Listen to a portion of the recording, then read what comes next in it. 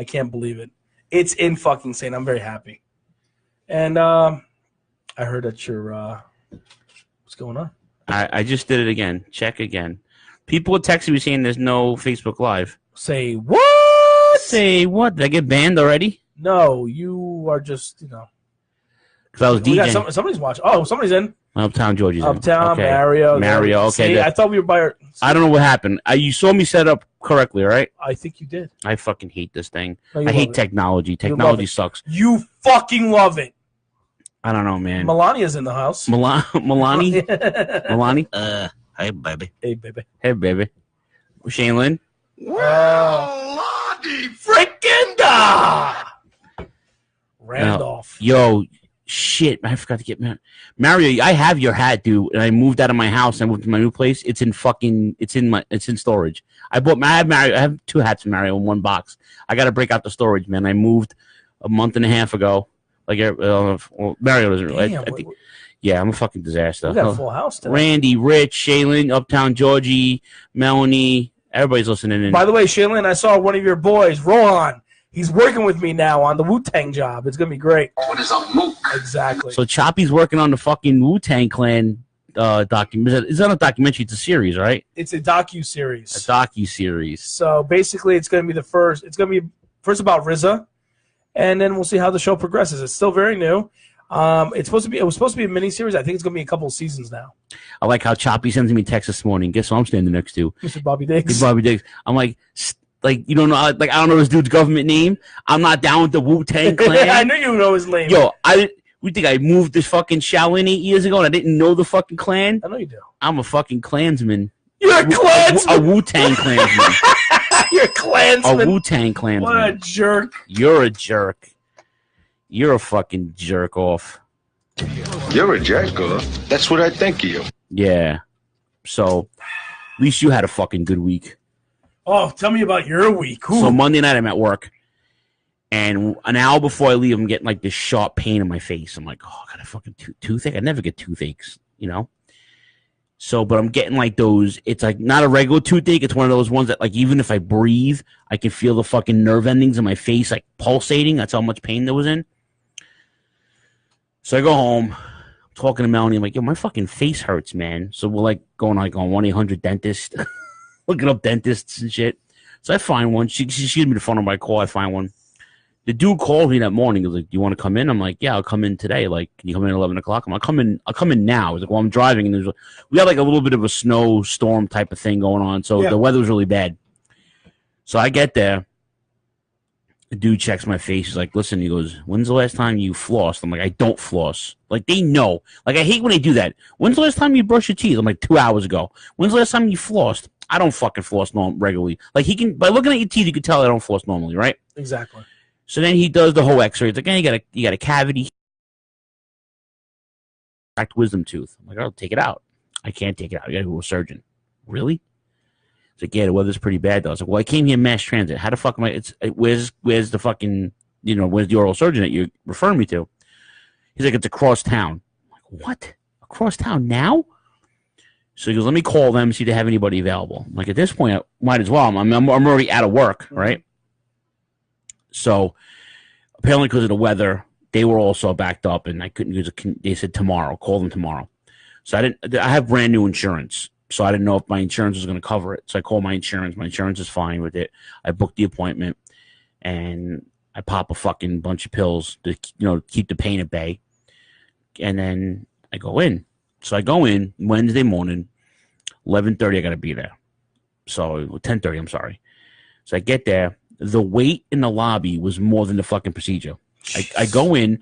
They sit me down in this fucking Captain Picard looking fucking chair, right? And then they do this panoramic fucking X-ray. I have to bite down on this big stick, and they do the panoramic so they can get the fucking full of it. He's like, yeah. He goes, all right. Then the chick looks at my screen where my teeth come up, grabs a walkie-talkie and goes, I got an extraction on tooth 16. I'm bringing him to room 3. I repeat, room 3. What the fuck? I'm getting like worried now. What the fuck? Mm-hmm. She's like, just step over here to room 3. This guy runs in. He's got scrubs on, right? And he's got fucking running shoes on. Hey, I'm Dr. Katz. How are you? Okay, how are you? Pulls out 4 big fucking needles. I'm gonna numb your face. Tell you what, do you want any? You want to go to sleep? I'm like, no. So I'm gonna numb your face. Okay, that's fine. He puts 5 fucking needles in my face. That be my face, my face, my baby, it be done in the flavor, right?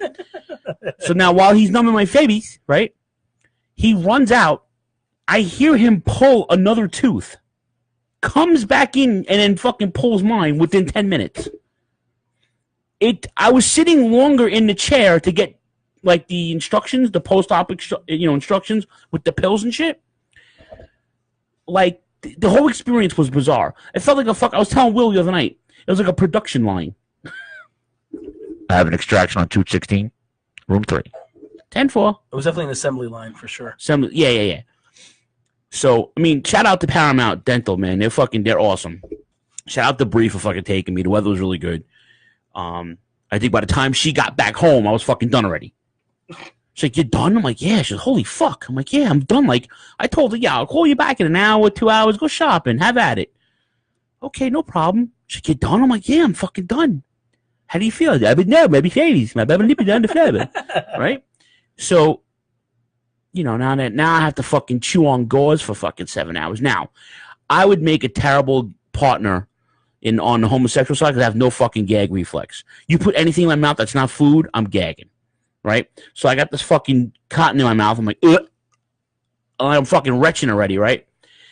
And I have no gag reflex. So now I'm trying to put I'm home, trying to put the cotton in the back of my mouth because they took the very last fucking tooth on my left-hand side, on the top. So like I'm trying to bite down this fucking gauze, and I'm like, the cat's like looking at me like, wait, that's what I do. When I fucking cough up a fucking a hairball. So I'm like retching. It was and I'm just trying to stay positive because it's just like my insurance covered like 80% of the procedure with the deductible. So I'm like, I paid under $100 with my medicine. So I said to the doctor, "Can I go back to work tomorrow? I already missed 2 days." He's like, "Well, are you going to take the codeine I'm going to give you? You giving me codeine?" He's like, "Yeah, if you're in pain." I'm like, because if you take the codeine, you can't go to work. Because we do for a living. I tell him, "No, you definitely can't go to work." Nope. He goes, "You definitely can't go to work." So, hello, Karen. Oh, Tony Z. Watching the Mook Tang clan. Neil, what's up, Neil? Right? Sweet Lid. Thank you, Kelly. My Larry Bird championship hat. Everybody's. I missed a whole bunch of comments. I'm sorry. You're an asshole. So yeah, Kelly. Look at Melanie. Yeah. I got that Texas. Yo, man. So I have like I said, no. So now that was rough because you can bleed out for like 48 hours, depending on your fucking level of blood that you're putting out when they don't stitch it no more. So I got this big hole in my face, right? So. Take care of your teeth, guys. Well, it was a wisdom tooth, and the doctor said to me, "I don't know how you walk around with a cracked wisdom tooth." I'm like, "Carefully." You want me to tell you? I'm right. I'm over here now. Yeah, really. Where have I been, Doc? I'm over here now. Yeah, seriously. This is where I've been, Doc. I'm over here now. I'm over here now. I'm serious. So, man.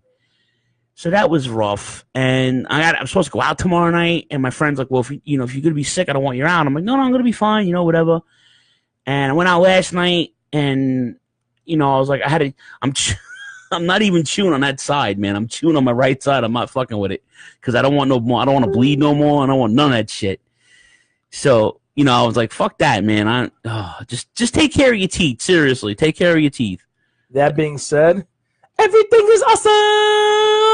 Yeah, we saw that. We saw that last week. That was a good movie. It was very good. The sound in it. Choppy didn't like the new theater. They opened 2 new theaters here on Staten Island. Don't like it. So went to there was one near my house, one near Choppy's house. Went to the one near Choppy's house. It's a new AMC theater. Right at the mall. At the IMAX. It has the IMAX and everything in it. Sound is fantastic. The sound is amazing, and the food was good. The last time I went to one of these things with the dining ones, the food was fucking miserable. This time though, the food was on point. They didn't have a lot of food because like the first day or second day they ran out of food. Yeah. So I got a burger. Mel got chicken. What'd you guys get? Onion rings, French fries. Yeah.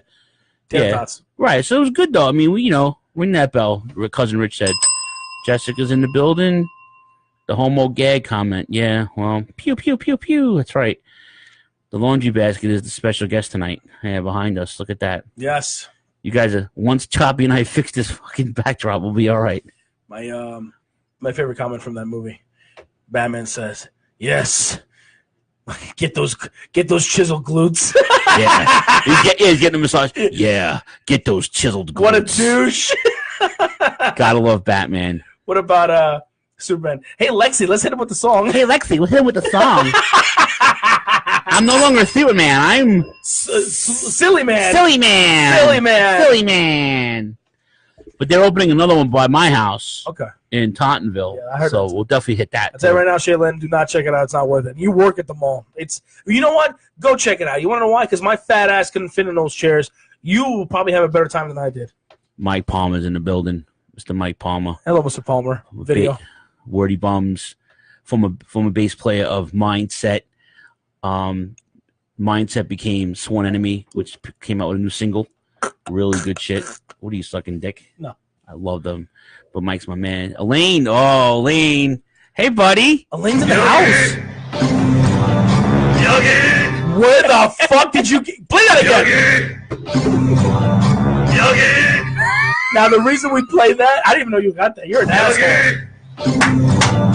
Yogi. You're an asshole. So the reason Phil's playing that is because Elaine looks exactly like Miyagi's brother. Miyagi! Yogi! Yeah. That was great. So every time it comes on now, I can't not watch it because Elaine looks like Sato when Sato's my age. Miyagi! Right? So today I'm watching it again.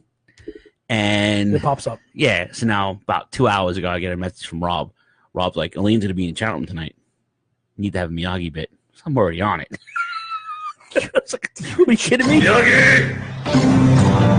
Miyagi! You're an asshole. I was not expecting that.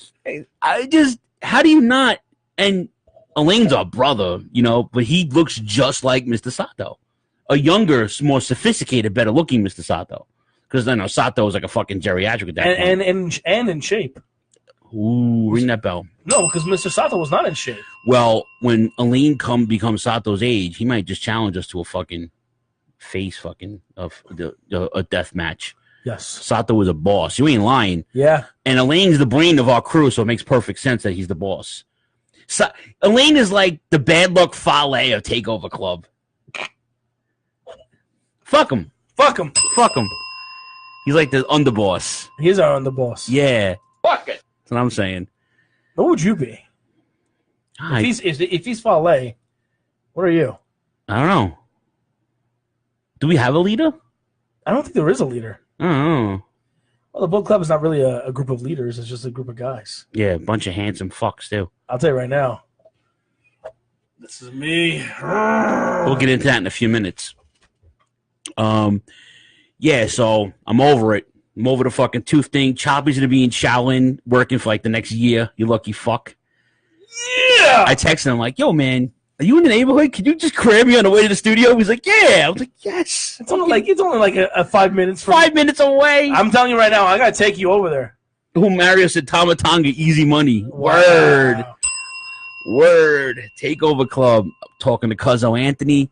We got some new shirts lined up for WrestleMania weekend. Gear. Holy shit. We are going to look fresh to death, ladies and gentlemen. When I tell you, fresh to death. I cannot emphasize that enough.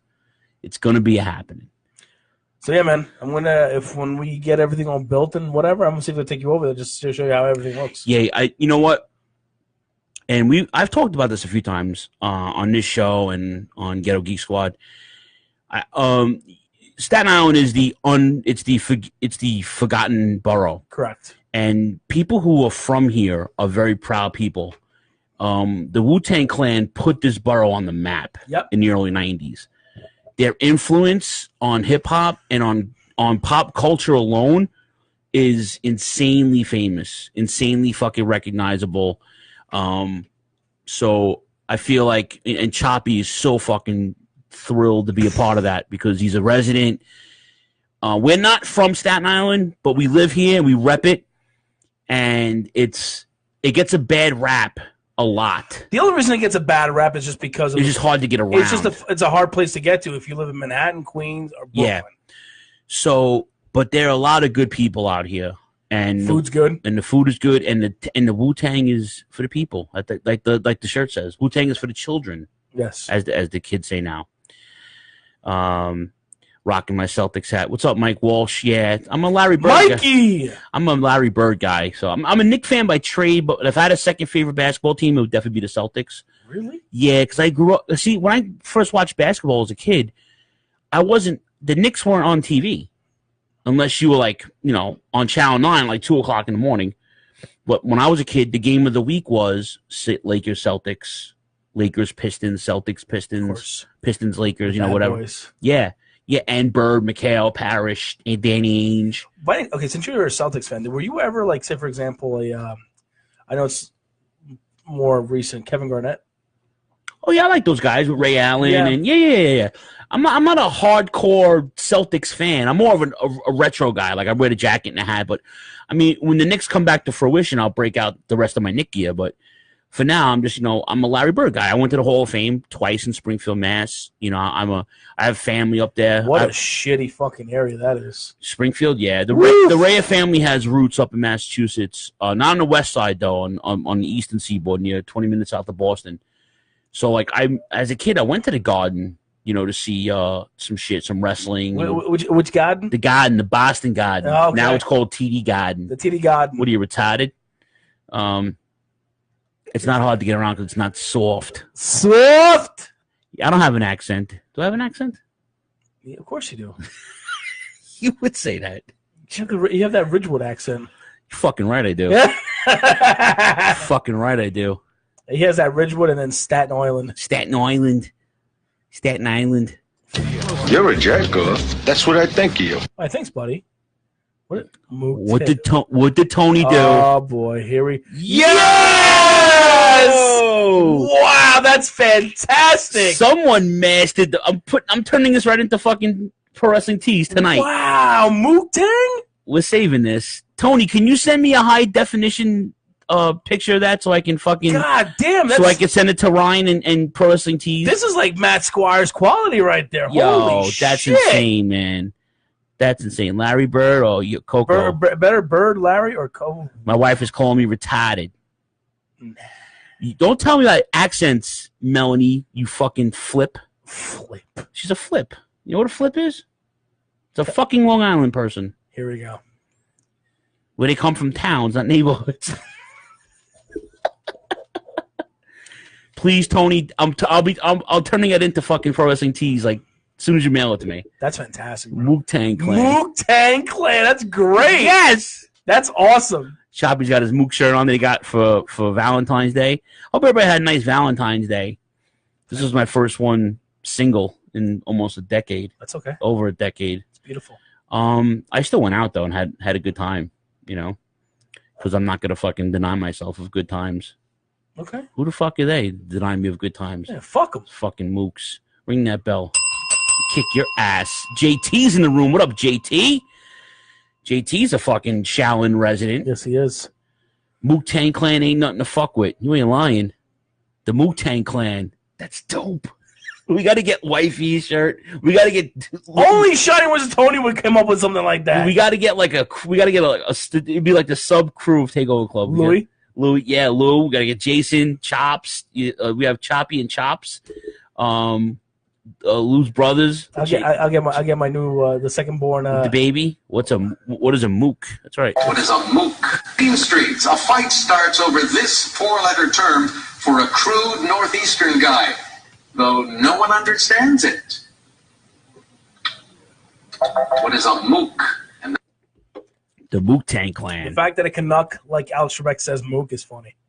Yeah, we're gonna get into Pedro Morales in a minute. If you guys don't know the format of the show, me and Choppy shoot the shit, then we talk about some new news, and then we go into our throwback. So, what else is going on before we get into our news and notes? Oh, I got one thing I got to plug. Our buddy Phil from the big event sent me a text earlier And we're working on a guest for next week. I'm not promising, but we're working on a guest for next week because we're doing what are we doing next week? We're doing Super Bowl 99, I think, next week, right? Yeah. Is it Super Bowl? Yeah. Because we're doing the WWF one tonight. Oh, yeah, that I know. Okay. Phil said, the Mouth of the South, Jimmy Hart, they're going to be vending him. Choppy and I got invited to any of these. We have to let them know which one we want to go to. March 9th at the LaGuardia Plaza Hotel in Queens, right by the LaGuardia Airport. Then that same night, they're at WrestlePro in Rahway from 6 to 8 p.m., Jimmy Hart. And then on March 10th, it's Bud Carson's March Madness, 10 a.m. to 1 p.m., Fairview Fire Company in Allentown, Pennsylvania. So go to bigevent.com, bigeventnewyork.com. Mouth of the South, Jimmy Hart, that's his appearance. That's our buddy Phil. He's going to be vending Jimmy Hart. So you might see Yoda. That's right. I am the Yoda of yesteryear. You goddamn right I am. Yeah, so that's Jimmy. So Phil and his crew are going to be vending Jimmy Hart. We got invited to any one of those. We just got to let him know which one we want to go to. Awesome. So maybe we'll do Rawway. I'm not sure. I don't know if you're even available that night. It's a Saturday.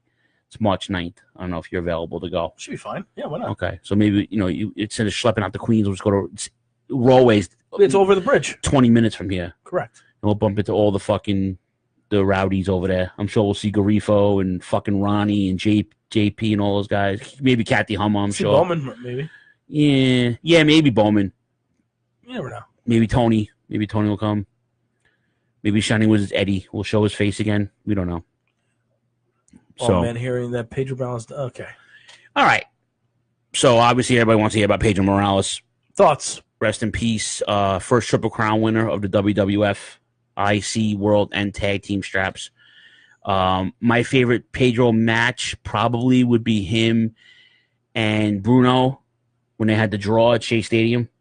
Okay. When face versus face for the title. But I didn't get to see it till I was an adult. I think one of my favorite matches was him in Morocco. Yeah. Well, see, I was at the Garden. He would open, and Pedro Morales was legitimately the minority version of Bruno Sammartino. Yeah. The Latinos in the Northeast adored him. Even when I was going in '85, when I first started going to the Garden in '85, he was so over, and he'd be the curtain jerker. If Sammartino was number one, Morales was probably number two at that time. I got to meet him once at one of these conventions. Yeah, just a brief hello, how are you? How do you look? Old. I mean, he was an old guy. He was just right before. He's been sick for a minute though, so he got. But you and I don't want to sound biased. You have to be here, and Georgie can attest to this because Uptown Georgie, we're all the same age. But you have to being from New York, even from the Northeast, Jersey, Boston, any spot with a huge Latin contingency, Pedro Morales was over. Period. So it's always I don't know. Pedro versus Ivan Koloff for the belt. Yeah, that was Shaylin's favorite match. Okay, because he beat Ivan Koloff for the title. Correct. Bruno needed a break. That's why Ivan Koloff. Ivan Koloff was a transitional champion. Let's be honest. When you have the belt for 8 fucking years, after a while, because you got to think about it. Sammartino was a golden goose for so long, and McMahon Sr. made so much money off of Sammartino's name. Correct. And then because you got to remember, Northeast was all about Italians, the Jewish people, Hispanics, and blacks. Especially And that one figure, Sammartino, was the symbol of hope for all the minorities. Yeah. And then that got passed over to Pedro Morales, and he became that figure, that symbol of hope. Yeah. That even a minority can make it. You know? And that's what he did. And not only was he over, he was good. He was very good. He was super talented. I think he was better than Sammartino. In a lot of ways, yeah. Not the charisma of Sammartino. No, but Pedro didn't need. See, that's the thing, though. Pedro was well spoken, yes, but didn't speak. No, I don't think he had to. He was good. He was very good in the ring. Hey, Pedro was all Bruno. You're right, Georgie. You're right. Yeah, and I, you know what? I was sad because I was in pain, and I was telling this to. I called into the rant on Tuesday, in between pain medication. I was like, "Yo, I said, you guys got to understand something. I'm like, Pedro was a big deal here. He was. You know? And I take it, when your heroes die, man, and you're still young, kind of sucks. And he was up there in age. Now, that means, wait, I'm getting up there in age. So, you know, like I said, he was still getting IC title shots, too. Yeah, he was. I remember him fighting Macho Man. Yep. So he was still getting mad. He fought Adonis. He fought Morocco. He fought. He was the curtain jerker. You know what's amazing to me is that Ivan Putski is still alive. Polish Power. Me and Choppy were watching All Star Wrestling from 1982 tonight. Fantastic. And fucking Polish Power. He gets on the mic. Polish Power with fucking hairy back and all. 240 pounds. Let me tell you something. These guys were jacked to the gills. I don't even think they were juicing. I honestly don't think Tony Atlas was juicing either. Well, you're out of your fucking no way, way, bro. You watch way. Watch Tony Atlas in the Mid Atlantic, and then watch him in WWF. He was juicing, bro. Kevin Castle's in the room. What's up, Kevin? Where? It says, well, he was in the room. Oh man! And you know who else is in the room? Scott, I gotta ask you a question. Have you seen the Brawley movie yet? Because that movie's fantastic. I downloaded it for Choppy tonight. You're so nice. I did. That's what I'm here for. Yes! I can't believe you used it. And then Mike said Kevin Castle must be devastated. Yeah. Kevin's 5 years older than me. So Kevin was watching Rick McGraw and all those other guys. Oh, man. You know? But, it's dropping like flies, man. Pedro was a Hall of Famer, too, so at least he goes out with a good reputation and never anything like damaging to his career. Like no, he was just a straight laced, good guy. Yeah. 100%. Just like San Martino. Yeah, and they were role models. Correct. Squeaky clean. He was country fed. Tony Atlas. I agree. I don't think Tony Atlas was juicing at all. I'm serious. I don't know, dude. I'm telling you, man. You look at him. You look at and then this was 82. Albano brings out Snooker tonight. I was watching, and Snooker was fucking ripped. Snooker was ripped because he was on roids. He was probably on roids, but Snooker was ripped. What's up? Let's see. Tony just sent it to you. Thank you, Tony. Jose Luis Rivera. Yeah, Rich. He was Max Rivera in 1982, and Barry Horowitz was Barry Hart. Barry Horowitz is still my favorite. I hope you sell 1,000 of them. Tony, I hope so too. You get all the credit. So we can't sell shirts for the life of us anyway. So I mean, we'll give you the credit nonetheless. Correct. Snooker's muscles and his mind were ripped. Ring that bell. Yeah, so we're watching All Star Wrestling, and Saito and Fuji were the tag champs. The Guiding Light, Albano, they called him the Guiding Light, and fucking seeing Ernie Roth, man, the Grand Wizard, those fucking Cyclops glasses on. My goodness gracious. Yeah, she slipped on piss, brother. Okay, brother. Cuzzo Anthony's in the building. Anthony, we just talked about you, man. Yep. The foot stomper lover. That's right. He has a foot fetish, that fucking clown.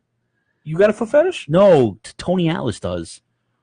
Well, on a cell phone. On a cell phone. I need to get my cell phone here, motherfucker. Look at here. I wonder if him and Kamala were hanging out all the time. No. Come in, just Sapa Sima and him going at it? Me and Choppy were talking about how the mighty have fallen when they brought back Tony Atlas in the late 80s. And Vince wanted him to be Samba Simba. Here's how the conversation went. Come on in, Tony. You know, we love you to death here. We've been having you for a minute. And I'm watching Roots. And I can't call you Kunta. So we're going to call you Samba Simba. And you're going to be great. You're going to wear a mask. You're going to wear a shield and a big stick. And you're gonna puke. And you're gonna puke. Yeah, look.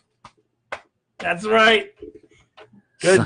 Yo, so I want, in all fairness, though, all joking aside, how do you sell that? Like, seriously? And I'm not trying to be a dick. How do you sell that to Tony Atlas if you're Vince McMahon? The way I said it. Probably not, because he probably fucking stomp his face in. Right? No, Vince says, Tony, we're going to pay you a lot of money. Kamala, I'm going to teach you how to bowl. That's right. That's right, Mike. Tony, we're gonna pay you a lot of money. We're going to have you dress up like a tribesman from Africa. And you're going to act like you're African. What's fucked up is I was at an age where I knew that was fucked up. Like, I was 15. Like, I knew that was fucked up. I'm sitting in my living room going, this can't happen like this, man.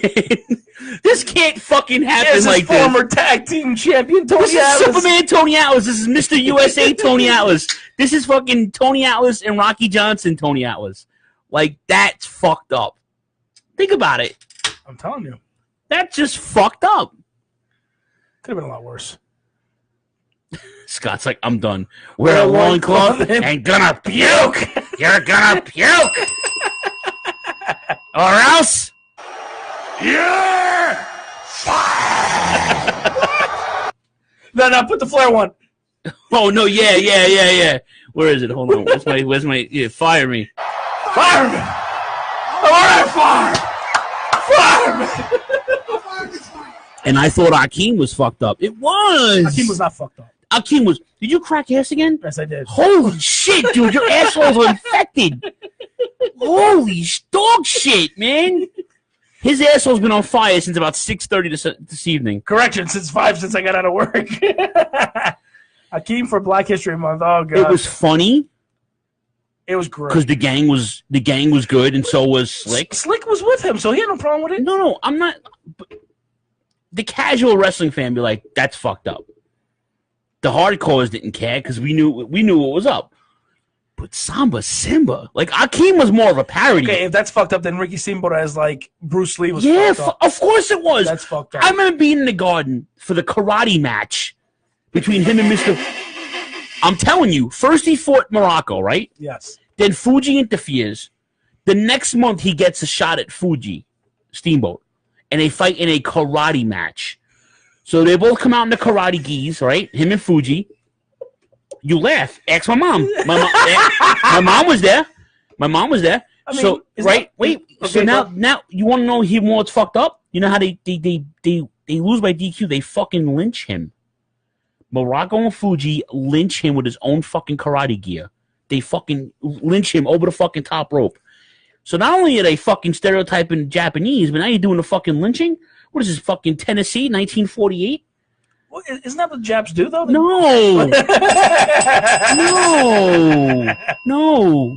Hot box. She said hot box. Real talk. I remember that. Right, Georgie?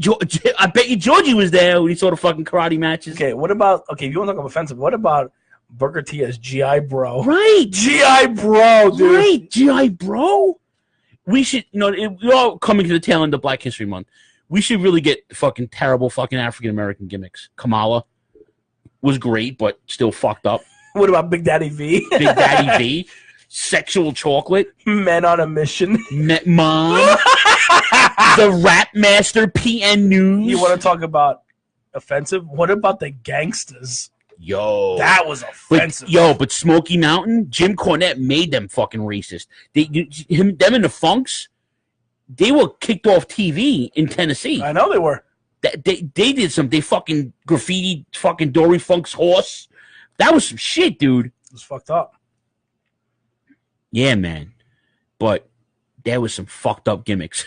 I'm trying to think more. But how do you sell that? Like, I mean, you can't be that hard up for money, man. Coco Beware? Well, Coco Beware was that. That wasn't really that. But that was his gimmick from Memphis. He was but him carrying a bird was not offensive. No, but. Now, if you walked out of there with a bucket of KFC, it would have been fucked up. 100%. with the Colonel as his fucking manager. Colonel Rob Parker. Well. That's J-E-double-F. Remember when he was... Yo. Crime Time. Remember that shit? Right. That shit was fucked up. How do you... Like... I don't... Do you remember JTG's, like, OVW name? No. It was the Neighborhoodie. The Neighborhoodie. Ring that bell. Like the FBI? What's wrong with the FBI? Nothing. But the only real Italian was fucking Nunzio. Was Nunzio. Everyone else was fucking either black or white. Ron Simmons, the Gladiator, with that fucking stupid helmet. That wasn't offensive. Stop it. When he was Farouk, it was fucking offensive. Farouk Assad. Oh God. How about giving him a black lawyer, Clarence Mason? Remember that dude? Clarence Mason was fantastic. I'm not. What about PG-13? I'm not disregarding. Yo, that was offensive, but genius in two. Like, listen, I'm not against it. I'm just telling you how. I want to know how. You know what was offensive to me? Seeing Just Incredible in the jockstrap. Because you're Portuguese, wearing your flag colors. He had a Portuguese underwear on his face. I love you, Justin, but that was fucked up, man. Okay, terrific. Thank God you were just incredible in ECW, not fucking Aldo Montoya. Aldo Montoya wearing the fucking Portuguese underwear, the Portuguese jockstrap on his face. Oh my God, why did Vince do that? What a dick. I don't know. The NOD, Papa Shango. That wasn't really offensive, was it? It was a character, but it wasn't offensive. It was a voodoo guy, but what about Kama the Ultimate Fighting Machine? That poor dude had more aliases than fucking Get Smart. He was like Chris Candido, no gimmicks, but he was no. Kama was all gimmicks needed. Kama Mustafa. Kama was all gimmicks needed. What about the Godfather? That was fucked up. The pin drop. How do you? First of all, how do you convince these guys? Like, all right, listen, Charles. Hey, Chuck, come over here. Have you seen him in person? Yeah, he's a He's a massive man. He's huge. 6'7". How do you sell that to him? Here's what we're gonna do. First, we're gonna put some face paint on you, give you your voodoo gimmick. All right. Then we're gonna fucking make you some kind of Ultimate Fighter, which you know nothing about. Then, here it is. We're gonna make you a black pimp, and you're gonna come out with escorts every house show and every fucking TV. He made money though. Again, like I get it. Like I'm with it. Virgil. He was a servant. Max Moon had a cup on his face. 100%. He did. Yeah, with that stupid fucking thing he shot out of his arm. Man, but I mean, let's stick to the minority gimmicks right now. Jalen says, I admit, as a kid, I didn't know Justin Credible was wearing balls on his face. Portuguese balls. How do you say balls in Portuguese? Ballish. Oh, ballish? Ballish. He's wearing ballish on his fotch. People got bills to pay. Bro, I get it, Neil. I understand. Neil, but bro, you got to admit though. Come on. Godfather made some bank in I'm not listen. Era. I loved it. I loved it, but how do you sell it as an older Charles, fan? This is how you're gonna sell it. Charles, you're gonna roll a fatty for this pimp daddy. Yeah, you're gonna smoke blunts. You're gonna get whores, and you're gonna choo-choo your way to the top. Choo-choo. He said choo-choo. Or else. Yeah. Oh man, Soul Taker. Remember that shit? Yeah, he became that was Charles Wright. That was his first. That was in Memphis, right? USWA. USWA, yeah. The Soul Taker. Ooh. Remember when Jerry Lawler had the USWA title like 27 times? I do. He was USWA champ. I believe his son 27 champ. And I believe his son was like 40 times. Insane. Well, did you guys really need the belt that many times? Rocky King. Rocky. Quang. And Quang wasn't even Asian. Quang was a Samoan. Muhammad Hassan. What's up, Quang? Justin? Justin from Inconclusives in the room. Quang was Samoan? Yeah, Quang was fucking Rikishi. No. Yes, he was. No, it was not. It was. You want to look that up? Sultan was Rikishi. So was Quang. Quang was not the Rikishi. Oh, look it up. You're pissing me off. All right, guys, we're moving away from the topic. I meant minority gimmicks, not Sergeant Slaughter, not Quang. Kerwin White. Savio Vega was Savio Quang. Vega, I'm sorry. You jerk off. You're right. Yeah. Kerwin White, that was Yo, Chavo as Kerwin White. The Mexicals. Mexicals was fucked up. They came out in lawnmowers, John Diaz. Just fucked up all around. But I think Muhammad Hassan, he's right. Muhammad Hassan was not only was he misused, fucking amazing though. Greatest heel since fucking Irish that new Sheik. kid though is gonna take his place. Which kid? The kid from 205. Mustafa Ali? I hate that kid. Dude, I love that kid. I don't like him. I love that kid. If he was a heel, it'd be different, but as a babyface, he's fucking Tatanka. But Tatanka's really Native American.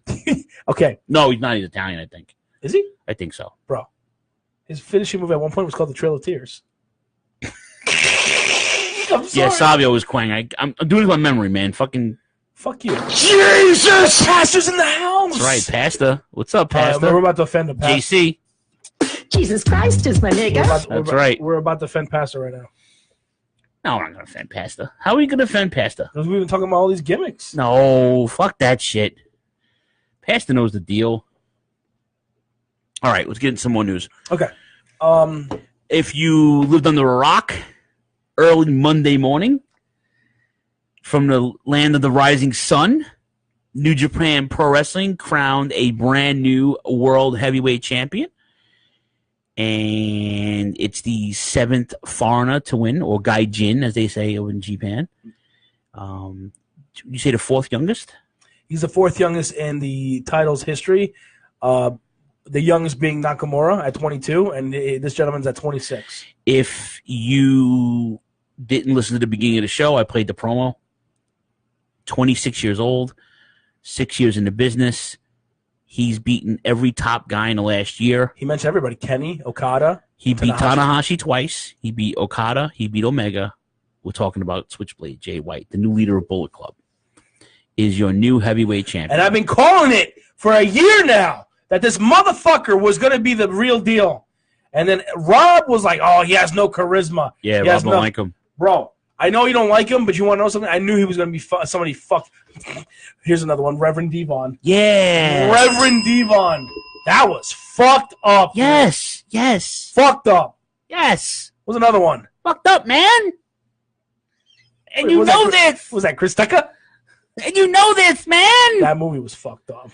What the fuck you stealing cardboard boxes for, man? We're trying to build the clubhouse.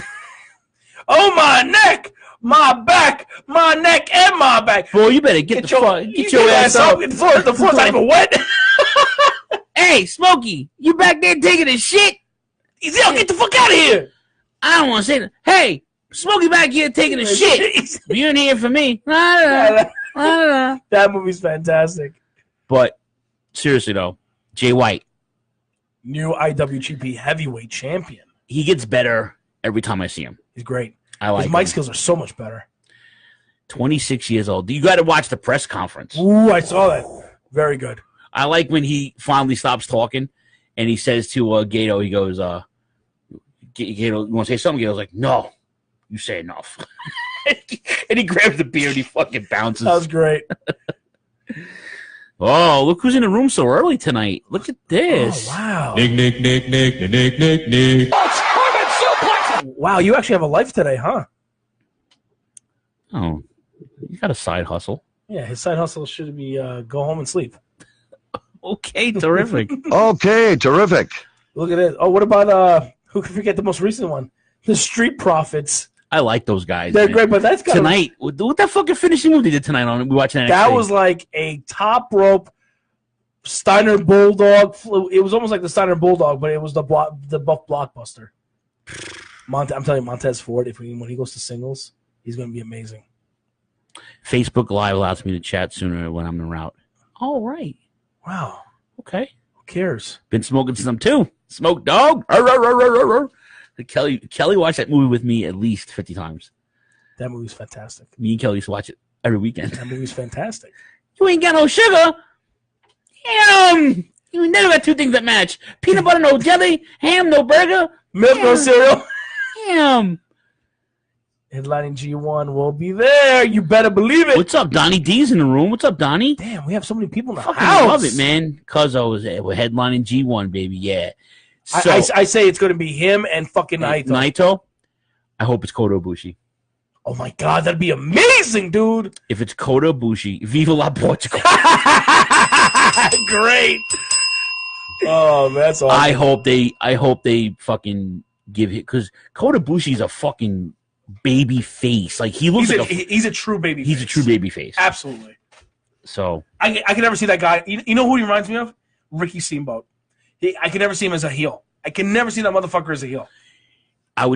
it would have to be Sonata lending him some hair gel or something. Oh God. Because I can't see him in a heel at all. No way. They'd have to give him a whole new fucking makeover. Sonata, I can't even see him as a babyface over here. I can just see him being fired. Rich, Doom was not a fucking racist gimmick. No, Doom was fine. They were fucking amazing. Doom was not racist. At least I don't think they were. No Bocata Getty. What was it say? Gato is booking White as a replacement for Omega. Yes and no. Yes and no. Then why would he have him beat all those guys when they were still there? Yep. Stop. All right, enough of the dirt sheet fucking. Okada could be out the door, but who cares? You know what? Listen, I really don't give a fuck. They're going to put on a good product either way, Gaijin or not. They got guys in place. They still have Tanahashi. They still have Okada. They still have Kota Ibushi. I think they have a great product. They have a really good product. There should be no complaining right now.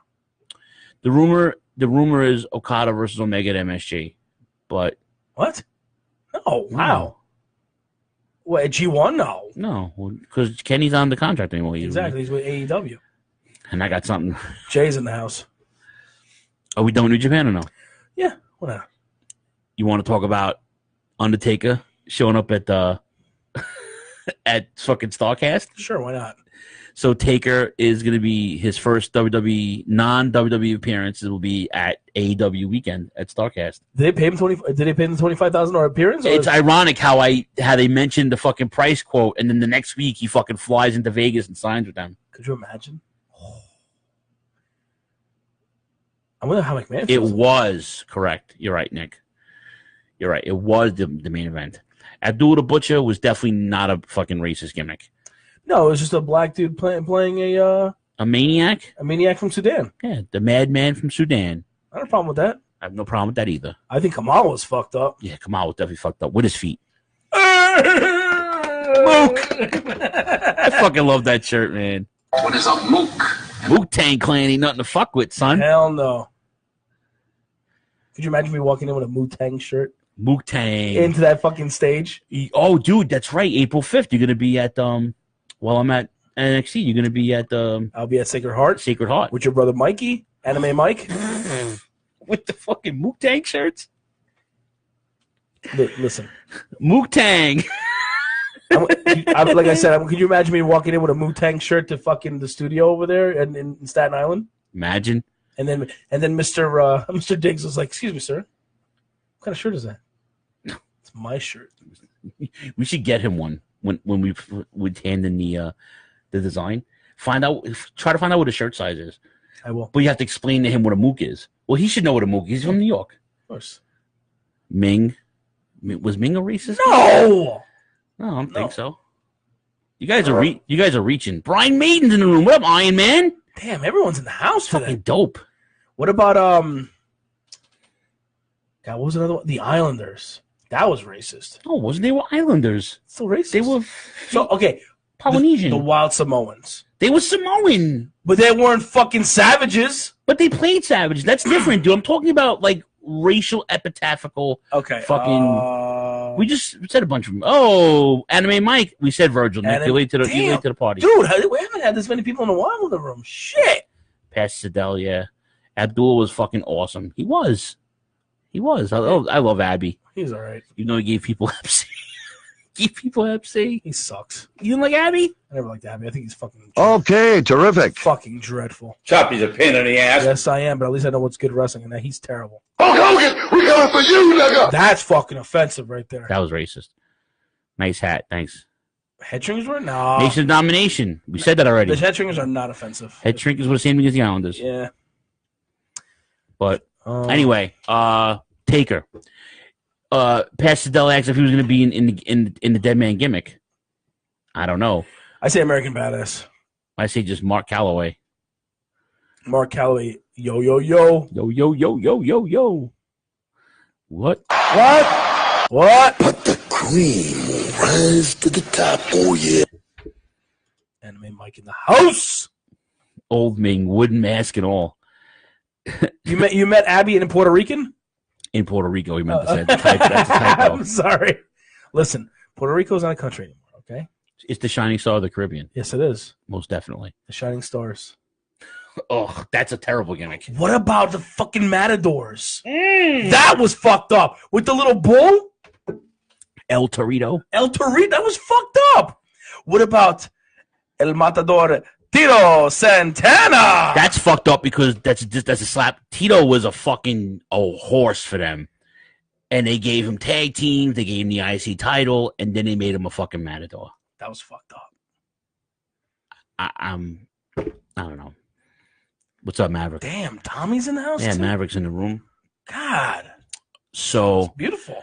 All right, let's get into some WWE stuff then. How about Mr. Jimmy Uso getting arrested? You got any scoops on that? As of right now, apparently he went to square off with one of the cops. Cops threw out the taser, and he backed off and said, "I'll just go quietly," and he got arrested. That was it? That was pretty much it from what I heard. Nothing else as of right now. Oh, God. How you doing? He's advertised as Mark Calloway. Okay, there you go. Formerly known as Undertaker. On old Harlem Heat when they walk down the ring in chains. That's borderline. I don't have a problem with Harlem Heat. I love fucking Harlem Heat. Arriba. Arriba! I'm going to get that as a soundbite, too. Oh, yeah. It ain't as good as Yogi!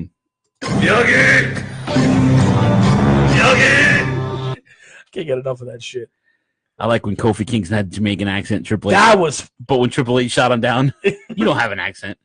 Last time Uso got arrested, they won the title. It won't hurt them at all. Can't bury your best tag team. What about the? I said Samba Simba, Nick German. You're fucking late to the party. That's what started this whole fucking conversation. Why are you so angry? Because he's fucking name dropping. He should fuck him. You're angry. Maybe because of the tooth being pulled. You're angry. Fuck it. I'm sorry. Will you stop? You know where I got my attitude from? I got it from a Negro. Now that's fucked up. Yogi! Look, Rob! Yogi! Yogi! All day with that shit. All day. Hit it one more time. Yogi! Yogi! All day. All day, every day. With I the swear to Karate God, Kid. if the Domingos come over to my house one more time, we got to have Karate Kid before we watch a pay-per-view. He's angry because of that shitty hat. Oh, I'm sorry. We all can't be as cool as you with your fucking beard that fucking people live in. Shut up. But this hat's fucking dope. And every star represents a fucking championship that they won. All he needs now is a messenger bag, and he's good to go. Yeah. Fucking. Phil will get you a Boston Celtics messenger bag. Yeah. Go to the bedbug clubs. Drink fucking PB. Ooh, look at this mess here tonight. Look at this barbecue. Look at this barbecue right here. Where's the mess at? Wow, we got a mess here. Look at this barbecue. Put that cigarette out. What was that, Philly? That was your asshole. No, dude. it's not. Dude. Oh, what's up? Look who it is. It's fucking Dr. Doolittle. What's up, Lisa? Ooh. That's a sweet ass hat. Goddamn right it is, Shane. You know where I got this? I got this from the fucking. You know what's a sweet ass? These farts right now. Oh my God, Choppy, man. Holy shit. You do drink PB. Of course you do. Woo! Oh my God. Oh, man. Damn, man. I taste caca. Oh, my mouth was open. Damn, dude. Dude, your asshole's infected. Your asshole is infected. Woo! Look at this mess here tonight. Yeah. Yo, look, you like this hat? You like this hat? Sure do. You better like this hat. That's no lie. I thought Choppy's ass was set right. It could be, Mike. I keep doing that shit. Put that ass out, Choppy. Oh, look, Melanie. And put that ass out. That's right, Melanie. Gross. Gross. Will you stop? I'm sorry. You sick freak! Anyway. What's the other news? Sorry. Mark Henry's getting a documentary Yes, after the Elimination documentary. Chamber tonight. Yep. So Sunday night. Let's see. The Royal Rumble's going to be in Texas, in Mario's hometown, in next year at Houston Nationals Park. How many people did that? Minute Maid, I think, holds about 40-something. So basically the same thing as this year. Yeah, no, baseball parks are now smaller because they can fit more people. And what else is going on? Let's preview Elimination Chamber. Yes, and we then we'll are. take a break. Ooh, I keep telling you, man. I think something big is going to happen to this pay-per-view. Okay. Braun Strowman versus Baron Corbin, no DQ. Braun Strowman's going to win that. Oh, yeah, Braun Strowman for the win. This is depressing. Balor to battle for the IC title in a handicap match against awful Bobby Lashley and Leo Rush. I think Balor's going to win the belt. Uh-oh. What is Danny saying? Who needs pepper spray? Use Choppy. You ain't lying, Rich. Is that Portuguese? It is. I I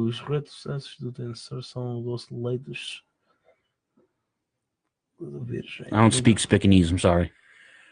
Well, my Portuguese is really not that good, but I know how to speak it. I just can't read it too well. But it says something about about sweet milk in a woman's breasts, and then what? I swear to God. And then it says "muito amor." It says "much love, friends." All right, thanks, Donnie.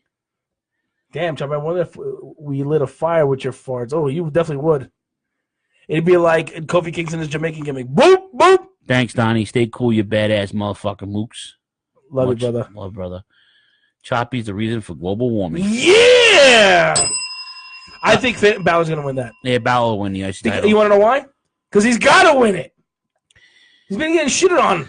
The Bestie Battle Brothers, Shane and fucking Miz against the Usos. Miz and Shane. Miz and Shane. Ronda Rousey against Ruby Riott. That should be a good match. It should be, but I think was it? Becky calls her Ronnie. I think Ronnie's going to win that. Yeah, I like Ronda Rousey. I know I shouldn't, but I do. I don't like her.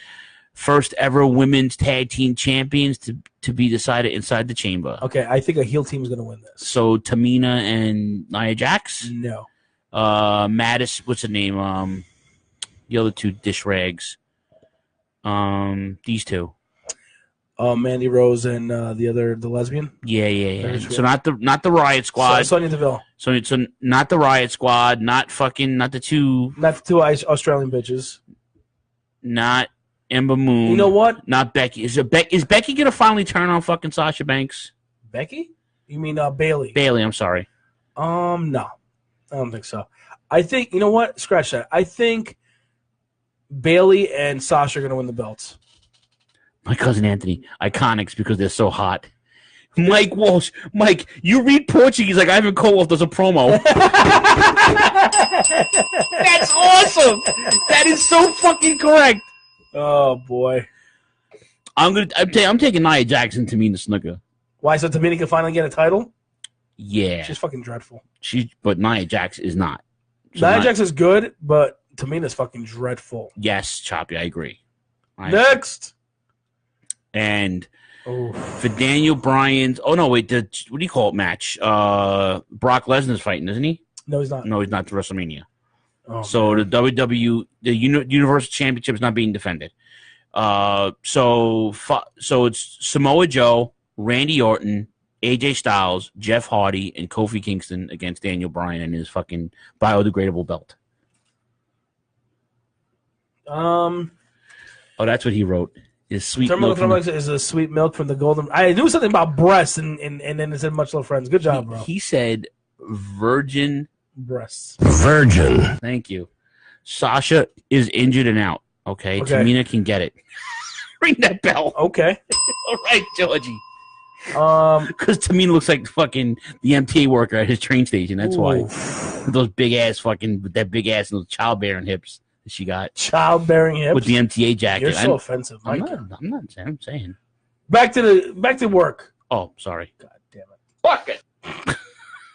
Will you stop? Will you stop? Okay, the winner of this match. Will you stop? Is God, you're gonna think I'm crazy. I think Daniel Bryan retains. I want Daniel Bryan to retain, but I think something tells me Kofi's gonna win this.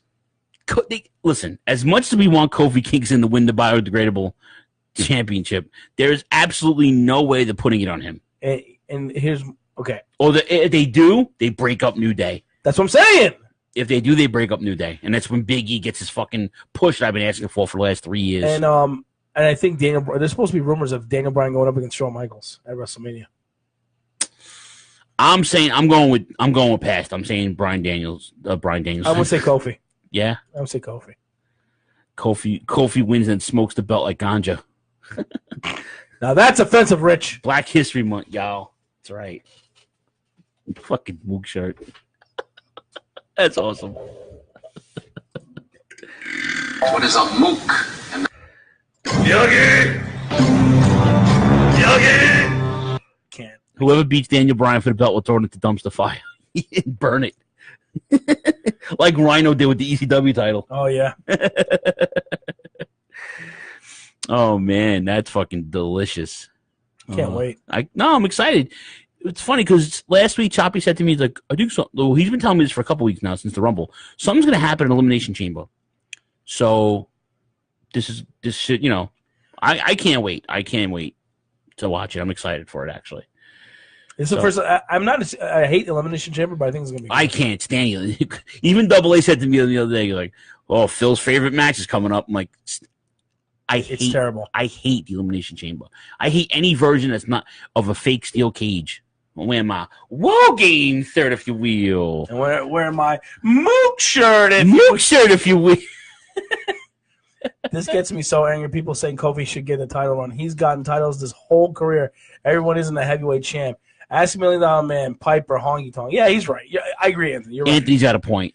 But, I mean, and like I said, if they do it, something extreme has to happen. Yeah, exactly. That's what I'm saying. Because they can't market Kofi Kingston as the world champion. Right now, the New Day has done everything they can do in the tag team division. They are the longest reigning tag team champions of all time in that company. That's depressing. And I know they'd be Demolition. It sucks, but that's just the way it is. It is the way it is, right. So the only thing they should do is break him up. And I think Big E should have gotten the belt, not Kofi. That's my dude, man. I love Big E. I love Big E Langston. That's my motherfucking dude. So that's it. That's Elimination Chamber. That's it, guys. You want to take a quick break and then we'll do our throwback tonight? Yeah, guys, I gotta go wet my whistle. I gotta tinkle. And I gotta fart again. Oh, your fucking asshole's infected. You love my asshole. Oh God, no. Do you like caca? No. You better like some caca. Ew, what do they do in your country? Never mind. All right, guys. Chemical Throwbacks live, Rant EM Radio. It's Phil. It's the infected fucking colon Choppy. Infected colon Choppy. And what alliteration was that? Oh my goodness. Listen, I'm full of them. You full of shit? Yeah, babe. You're full of shit. Yeah. Oh, literally. We'll be right back, guys. Promotional consideration paid for by the following. If you're not tuned in to the Shining Wizards, listen to what some of our fans have to say about the show. Oh my God, I just love the Shining Wizards. It's 4 fucking virgin marks complaining about a fucking fake fighting show. Keep going, boys. The Stallion fucking loves you. Tune in live every Tuesday night, 7 p.m. Eastern, rantemradio.com. It's the Shining Wizards, where it's wrestling talk and talk about wrestling. Horns up. This is Rock from Radioactive Metal. Join Snowy, Kareen, Aaron, and myself right here on the Shining Wizards Network every Friday for your weekly metal fix. We talk to all your favorite artists, cover all the latest metal news, cover all the latest releases, and feature brand new unsigned bands. So sit back, grab a beer, download the latest episode, and always remember, it's not metal unless it's radioactive metal. The revolution will be broadcast. Hey everyone, this is Justin, one of your hosts of Inconclusive Breakdown. Join myself, Skeets the Wonder Dog, and my co-host Vince as we bring you an unfiltered anti-PC look at the week in entertainment, sports, music, comic books, video games, and professional wrestling. Also, each week we do a top 10 list and answer listener questions. Catch new episodes every Sunday everywhere you get podcasts. Follow us on social media at InconclusivePod or Facebook.com/Inconclusive Breakdown. As always, we are a proud member of the Shining Wizards Network. Hey, this is Mike from the Midnight Jury. When you are done with this show, join my co-hosts Adam, Cal, Sydney, and I every Friday as we travel back to the last old-school generation of the 80s and 90s to review the best and worst in pop culture, horror, and occasionally pro wrestling on WLWstudios.com or the Midnight Jury feeds on iTunes, TuneIn Radio, or Player FM. Go back in time when it was all about VHS, arcades, and hanging out at the mall. And remember that every second Saturday of the month, we go live at 8 p.m. Eastern Standard Time on Rant EM Radio, which includes taking your calls. Once again, that's the Midnight Jury on iTunes, TuneIn Radio, Player FM, and our home, WLWstudios.com. We'll see you there.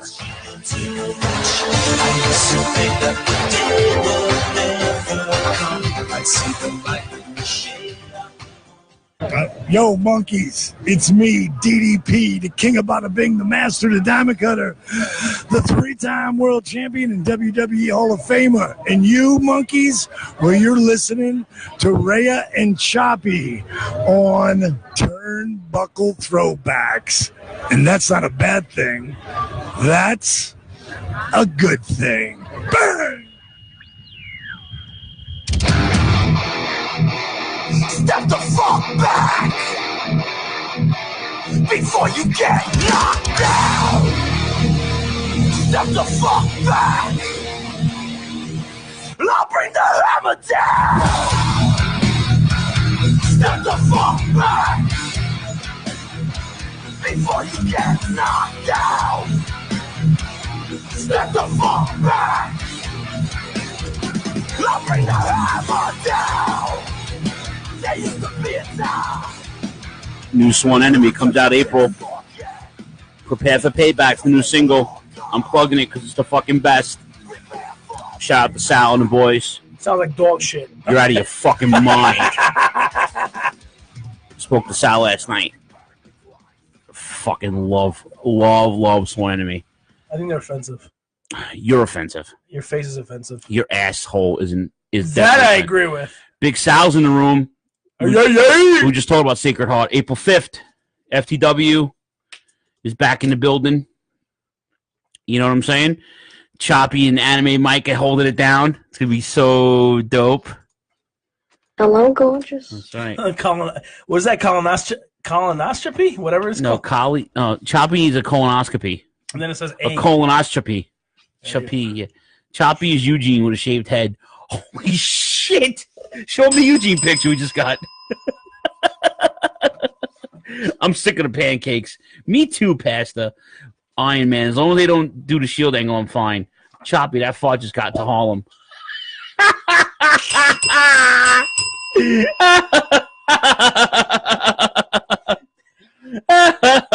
it is. There it is. There you go, Mike. We just got that last week from the big event guys. So, yeah, it's for the wall machine the Turnbuckle Throwbacks has. So, yeah, like I was telling everybody before, Choppy will be in the building hosting Turnbuckle Throwbacks April 5th for the first time. And I'll be at NXT with the Rob and you know who. Yogi! You're not going to let up, are you?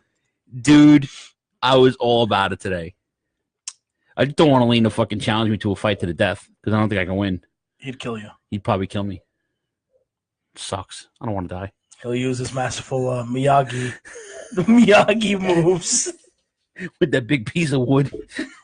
What about the little... the drum? Yeah. We got to get one of those, man. I know what I'm getting Lane for his birthday. Yeah, and then all of a sudden Daniel-san got all these magical powers and started whooping the ass. And breaking ice and shit. $600. Like, what? Where did he get that money from? I don't know. And then it was like, what are we going to do with all that money? He goes, we get college tuition and then get Chinese. I'm like, really? Really? Oh, boy. Have Chop sign it again. Choppy's fart can knock out anybody. My mouth was open, man. He almost choked me to death. Well, at least we disinfected that fucking tooth of yours. The tooth was disinfected. It's out, you fucking nitwit. So what? Daniel-san. All right, you ready for the throwback? Yes, sir. All right. And now, here is your Throwback of the Week, sponsored by the Shining Wizards Network and Rant EM Radio.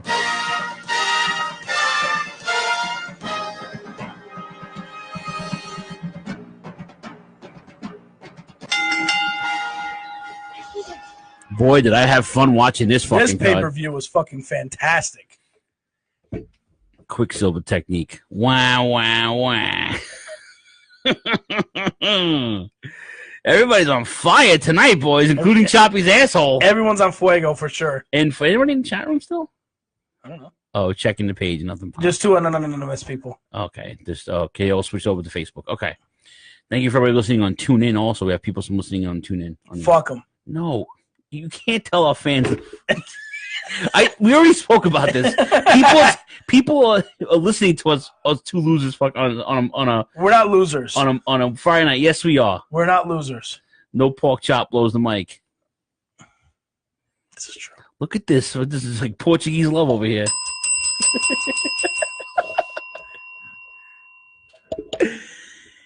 February 14th, 1999, from the Pyramid in Memphis, Tennessee. 19,028 in attendance. The buy rate was 1.21. That's really good. What's the math on that, Chop? That's 1,210,000 buys. Mitchell Cole, Jerry Lawler, and Shane O'Mac. Hell yeah, baby. That's another fucking clip I got to get, baby. Adam Cole. Yeah. Yeah. This is WWF In Your House number 27. In Your House. St. Valentine's Day Massacre. Who was it sponsored by? I don't think it was sponsored by anybody. 10-10-220, I think. Was it? I think so, I don't yeah. remember. Yeah. I think it was sponsored by the mayoral, Mr. Mayor Jerry Lawler's. Choppy's ass is more fuego than my mom's homemade salsa. There you go. And he's from the motherland where the salsa is good. Why is he got to be from the motherland? Texas. It's all bigger in Texas, bro. Mario, please tell him everything's bigger in Texas. If you say so. The stars at night are big and bright, deep in the heart of Texas. You're gay. Wow. Wow. And you know what you are? You're a jack-off. That's what I think of you. So Michael Walsh said, Choppy, worst human resources rep for the Turnbuckle Throwbacks. Sponsored by my balls. There it is. All right. First match. Dude, I had so much. I can't tell you enough how much fun I had. This match was fun. All these matches were fun. I had just gotten home from oral surgery, and I'm laying in bed. And I'm like, I'm gonna watch this again, and I watched it again. No Karate Fighters. Not Karate Fighters. Karate Fighters presents. Stridex presents. Snickers presents. Hair Club for Men presents the Turnbuckle Throwbacks. Wow. I'm not only a Hair Club president, I'm also a client. There it is. The first match of the evening was Blue Dust. What about Blue Dust with his little leaf covered in his pride? How about Blue Dust cutting a promo in blue? Yes. His body was painted in blue. What about when he was trying to do the and he choked? He choked. I love it. I don't know about any of you. Everything's bigger in Texas, especially our bitches. I'm a single man. Push them over to my side. Anyway. Yeah, he'll push some bitches over once you send him his two hats. You're right. I'm sorry, Mario. I got thrown out of my house. I packed my bags and I left. This was fun. It was a short match. This was fucking fun. I enjoyed this a ton. I can't say enough about the Blue Meanie. He's always entertaining. Whether he was skinny or big, I didn't care. Skinny Meanie was not fun. He's banging a porn star for a while. Jasmine St. Clair. Oh, yeah, you're right. Good for him. See, fat guys do get fucking sexy bitches. I'm living proof, and so is a Meanie. But Goldust wins this. This is like a 3-minute match. But I think the afterwards was funnier because he gave him the fucking Shattered Dreams twice. Yep. That was really fucking good. Good match. I you know what? The only complaint I would have probably have about this match is that I would switch a lot of the matches around. Chop Dust. Chop Dust. Pabst Blue Ribbon. Yes! Turnbuckle throwbacks. Chop Dust. Chop Dust. You do it in Portuguese. Chop Dust. Como se dice Chop Dust? Chop Dust.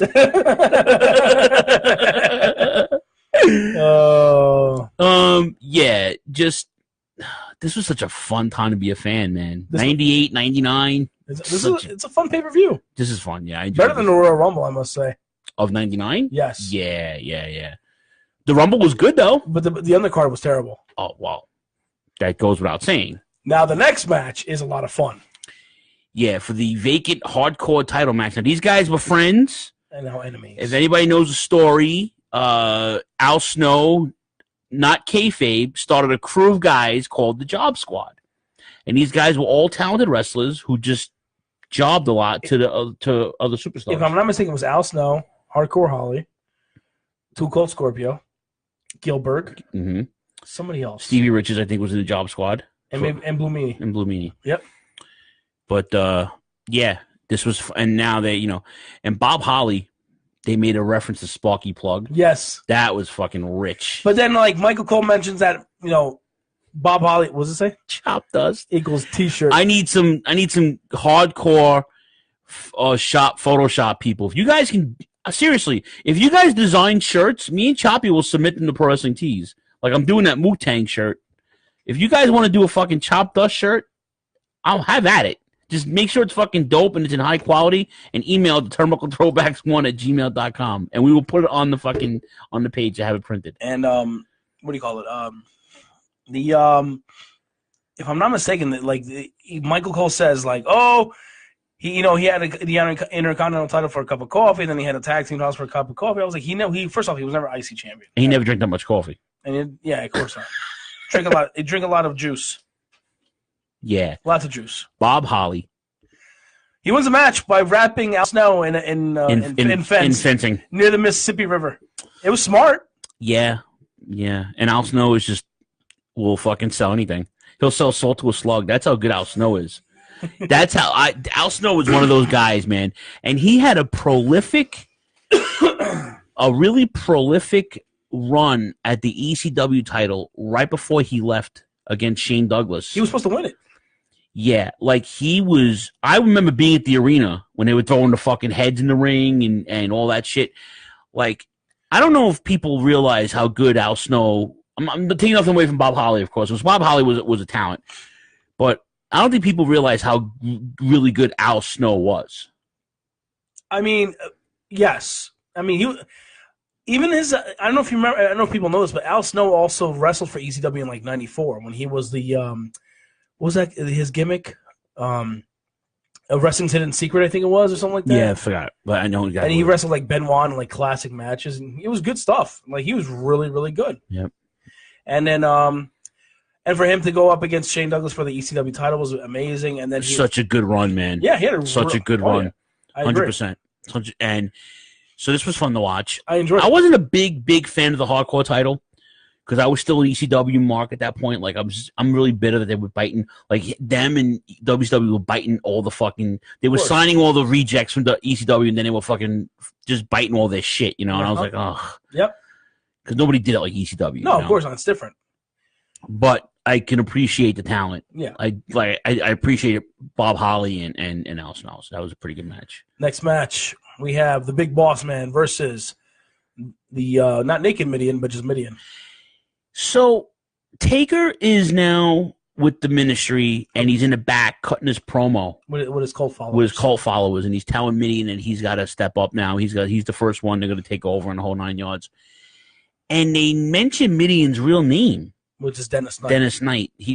They were Southern Justice, right? Before this, right? Him and they were the Godwins. The Godwins, and then Southern Justice. And then they fired the other guy, and then it was Henry Godwin. And then just kept Dennis Knight, which is Midian. And he got more creepier as it progressed. Yes, he would come out naked, and he had different colored hair and makeup on. He had come out like really bad Kamala makeup paint on his naked body. Really fucking creepy. Not a big fan of the Ministry. I like the Brood. I like the Acolyte. I like the people individually. I just didn't like the whole group. The group that doesn't mesh well. Yeah. But yeah, this match. I thought this match was pretty good. I mean, the crowd wasn't really into it because the crowd didn't like Midian, and they were trying to force us to think. Well, the commentators were trying to force us, the fan watching the pay-per-view, that Midian was a good guy and Bossman was a bad guy. When we all knew Midian and both Bossman were both bad guys. Yeah. It just didn't make it, because Jerry was like, I can't believe this crowd likes the fucking Ministry. No one liked the Ministry. No. No one did. No. It's like what you said. People liked the guys individually. Yeah. But even when they kidnapped fucking Stephanie. It was just, stupid. It was really fucking dumb. So it's just 6 minutes and 20 seconds. It was not a bad match, though. No. It was, Bossman hits the Bossman Slam. He covers Midian, 1, 2, 3. And the Ministry comes out there, starts beating the fuck out of Bossman. They card him out as if on a crucifix kind of deal. Now, let's not forget, the Ministry had beef with the corporation. Yeah, so it's pretty much Ministry versus corporation right now. Right, and because of the whole thing, and yes. that storyline goes into the spring, actually. Yep. So that was again, not a bad match. It was good. It was just fun. I wasn't a fan of fucking Midian and that nonsense. Next match is for the WWF World Tag Team titles. Texas Shanghai, that's right. We have Jeff Jarrett and the Nugget Owen Hart with Deborah. I got a little lumpy in the throat, and I'm going to tell you why. Owen Hart. Not because of Owen Hart, because he was going to die a couple months after this, but the night after he died, right? Yeah. They remember when they had all the wrestlers talk about their memories of Owen Hart, and Jarrett and Deborah were like in tears, sobbing. Yeah, I know why now. They were a good fucking tag team. This was so much fun to watch, and I appreciate Jeff Jarrett more now with this match because of the relationship he had with Owen. Had a relationship with everybody. That he was a really good guy, from what we all heard and read. But I know why now he was physically sobbing, couldn't talk during that night. You look at something like this; they were the tag champions for a minute. And they fought another really good team, which was D'Lo Brown and Mark Henry and the World Strong and Ivory. Yeah, not the world's strongest man. Sexual chocolate. He was sexual chocolate. That's right. It's sexual, baby. Yeah. Oh. That's right, Kelly. Bushwick Championship Wrestling. You're looking at a 2-time champ right here. I'll get into that later. I'll explain to that later. Bushwick sucks. Your mother sucks. How about that? Thanks. I appreciate that. Okay. You coming for me, that means a whole lot of nothing. Your mother sucks. No. That's it. Anyway, this was a good match, though. No, it was good. I mean, it was very athletic, considering the fact that you had Mark Henry, who's a very slower guy, a much slower athlete. But no, the very good match. D'Lo was fantastic. Always. Owen was fantastic. Jeff was fantastic. And it's hard for me to say because I'm not a Jeff Jarrett fan. No, I'm not a big Jarrett fan either. We're not. We never were. No. But I appreciated this match. No, a ton. And then they were saying that Deborah was getting involved. She was getting involved not that much though. She was getting D'Lo's attention most of the time. It wasn't Mark Henry's attention. Puppies. And then what was it? Oh, and then fucking Lawler with his fucking sexual innuendos throughout the whole night. Perfect. This was just a perfect. I don't like the way Owen hit Mark Henry with the guitar though. It was a little. Owen's not really good with instruments, as you could tell. It's any kind of apparatus. It took. Definitely not good with a harness. Yeah, he perished. Sorry. No, it's the truth though. So your winners and still tag team champions, Jeff Jarrett and Owen Hart. With Deborah. After the match, Ivory literally rips off the top of Deborah. When I mean the top, I mean the was Deborah with Austin at this point? In real life? Not yet. I would say 2000. Yeah? Yeah, not yet. And what? And then your next match is the WWF Intercontinental Championship match. Your champion, Ken Shamrock.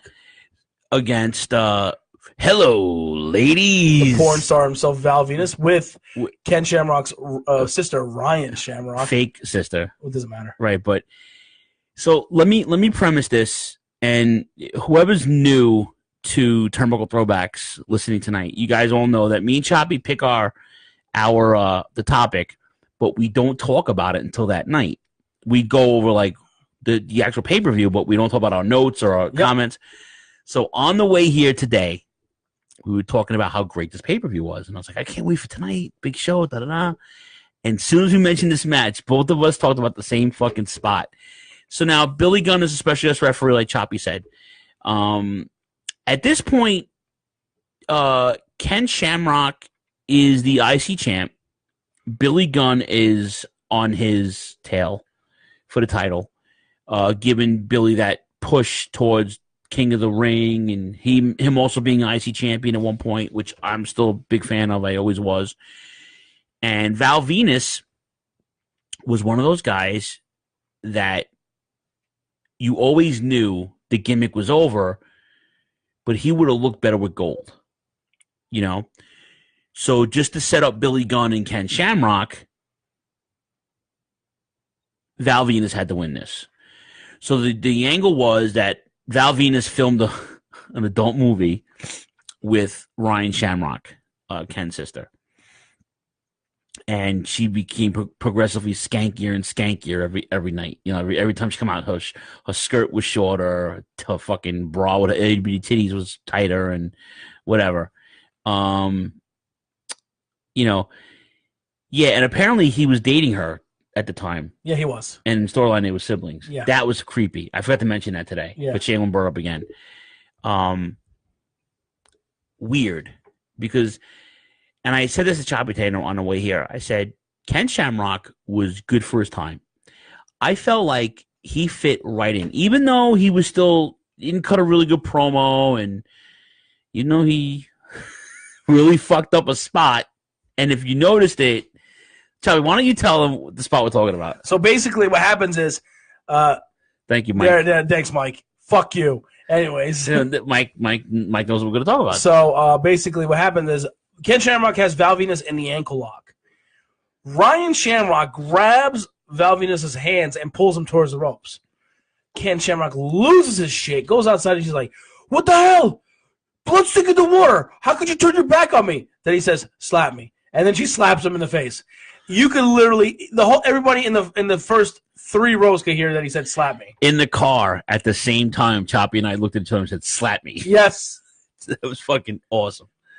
That was the only thing he fucked up on. But he was infamous for that. Yeah, Saving Ryan's Privates. That was the name Saving of the movie. Ryan's Privates, yes. That was so good, Mike. Thank you. But yeah, like, he was infamous for calling his spots really loud. I can remember him. We did a where was I? Wilkes-Barre, Pennsylvania. I went to a house show in Pennsylvania somewhere, and he was just screaming shit like randomly. It was stupid. He fought Owen Hart. It was stupid. But yeah, he was very, very, very, very, very green a lot of places. Yes. He can wrestle though. Like, he can, you know. Well, athletically he was good. Yeah, athletically he was a good guy, you know. Wait, so yeah, let's see the comments. Yeah, I forgot that spot. I don't have a life, Phil. Well, I'm single again, Mike, so I no longer have a life as well. I no longer have a life anymore either. it's just me and my computer. So yeah, I have more time to put into this now, which is really, it's gonna be scary this year. So pack a lunch. But honestly though, I haven't seen this in 20 years, even though I've had the network since its inception. I have not seen this pay-per-view. So this was fun to watch. I watched it twice. I was really fucking happy with it. Well, the next match was my least favorite match of the night. I actually enjoyed it. What are you talking about? I didn't say it was bad. It was just my least favorite. It was pretty good. It was Triple H and X-Pac versus Kane, Corporate Kane, and Corporate China. China had turned on DX. Mm-hmm. Wilkes-Barre. Yeah, Wilkes-Barre, eat a dick, whatever. It's fucking Pennsylvania. It's ring the bell. Shout out to my stepdad, Dean. My only complaint about this match, I think this match should have started the pay-per-view.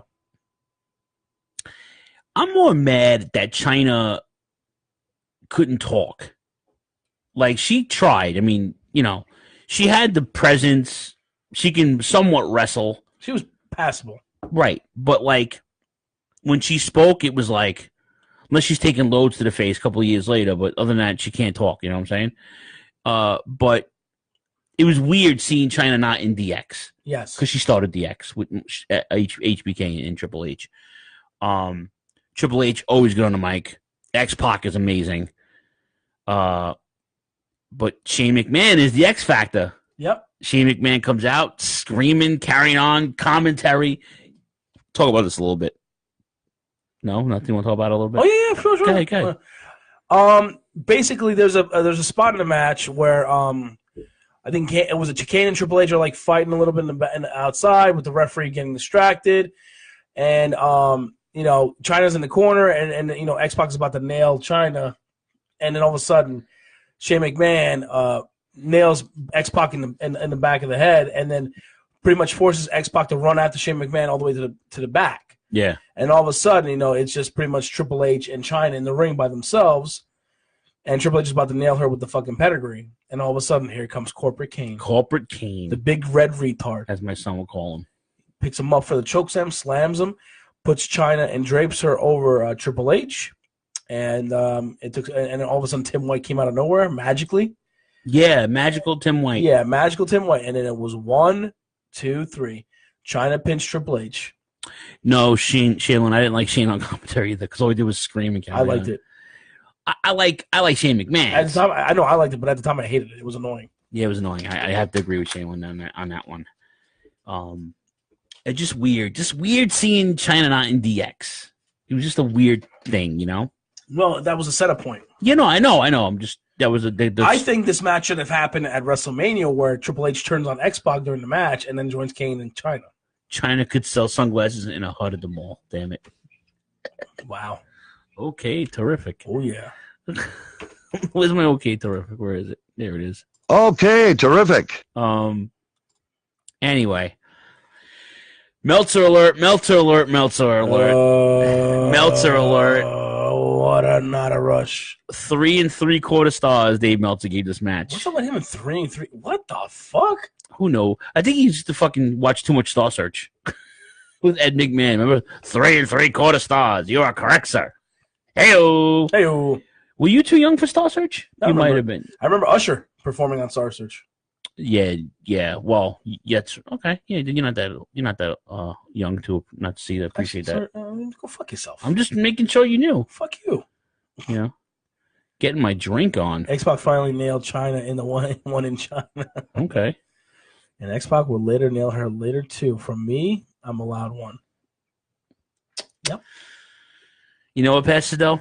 You know what that gets, right? Pastel's getting his Jesus! There it is. There it is. Now, the last man standing match for the WWF World Heavyweight Championship, Mankind the champion versus The Rock. In a last man standing match. Yes. Match started off very weird with Mankind putting his hands behind his back, so that way the Rock was Star Search was the shit. Yes, it was, Georgie. Every Sunday night. I'm sorry, Choppy. Go ahead. Let me cut you off. It was just very weird. I don't like the fact that he started off with his hands tied behind. No, not tied, but he put his hands behind his back so the Rock just attack him. And at the last minute, he grabs the belt and nails the Rock with the belt and lays him out. It was kind of weird. This was a long match. It was a good match, though. 22 minutes it almost went.